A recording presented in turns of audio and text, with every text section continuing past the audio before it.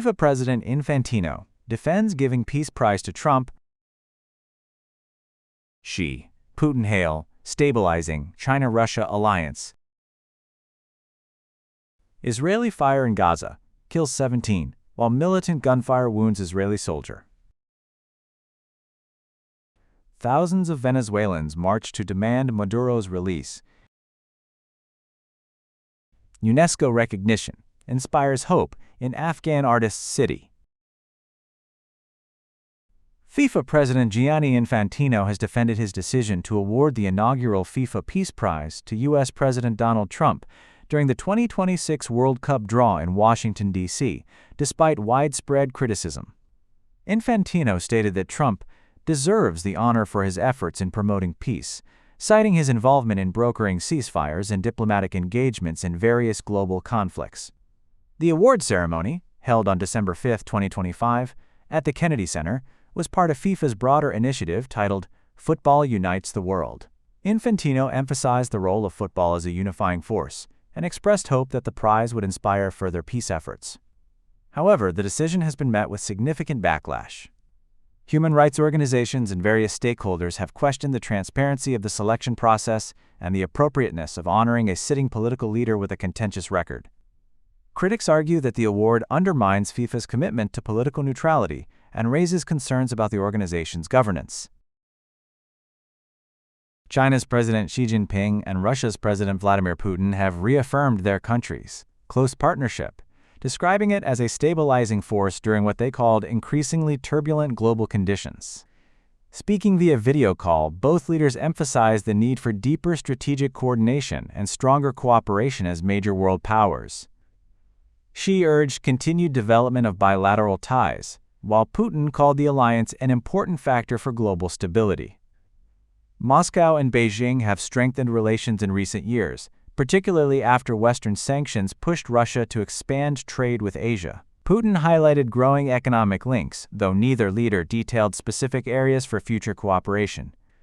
China has avoided condemning Russia's war in Ukraine, a stance that has drawn concern from Kyiv's allies. Notably, Putin did not address the conflict during the call, which coincided with fresh negotiations involving Russian, Ukrainian, and U.S. officials aimed at ending the war. At least 17 Palestinians, most of them women and children, have been killed by Israeli fire in Gaza, according to hospital officials, in the latest violence despite an ongoing ceasefire. Israel said the incident followed militant gunfire that wounded one of its soldiers, maintaining that its actions were a response to attacks on its forces. Since the U.S.-backed truce began in October 2025, Gaza's health ministry reports that more than 530 Palestinians have been killed. Israel, meanwhile, says at least 3 of its soldiers have died during the same period. The continuing strikes have shaken confidence in the ceasefire, with many residents saying it does not feel as though the war has truly ended. Mediators have condemned the renewed violence, and Hamas has labeled the strikes a breach of the agreement. However, the Israeli military insists it is reacting to violations by militant groups. Thousands of Venezuelans marched in Caracas, demanding the release of former President Nicolas Maduro and his wife, Celia Flores, who were captured by U.S. forces a month prior. The demonstrators, many dressed in red and carrying portraits of Maduro, chanted slogans like "Venezuela needs Nicolás" and called for their release. The march was organized by the government and included public sector workers and members of the ruling Chavista movement. Maduro's son, Nicolas Maduro Guerra, addressed the crowd, emphasizing the country's anti-imperialist stance and rejecting U.S. intervention. Interim President Delcy Rodriguez, who assumed office following Maduro's capture, has been navigating a complex political landscape, balancing relations with Washington while maintaining support from Maduro loyalists. She has initiated the release of political prisoners and opened Venezuela's nationalized oil industry to private investment, signaling a shift in policy. The U.S. operation that led to Maduro's capture has been met with international criticism. Amnesty International condemned the action as a violation of the UN Charter and a threat to the international rules-based order.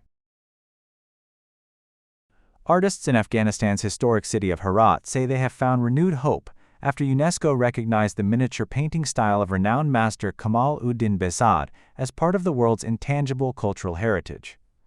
Behzad, a celebrated painter of the Timurid era and a contemporary of Leonardo da Vinci, transformed miniature art by depicting everyday life with remarkable detail. His work later influenced artists around the world. For many local painters, the recognition is especially meaningful during a difficult period for Afghanistan's cultural community. Since the Taliban returned to power in 2021, strict rules, including bans on music and the depiction of living beings, have forced many artists to leave the country, while others now work privately with few opportunities to exhibit their art. Some residents say the growing enforcement of restrictions on showing human faces directly challenges the traditions inspired by Behzad, whose works often portrayed people and daily life.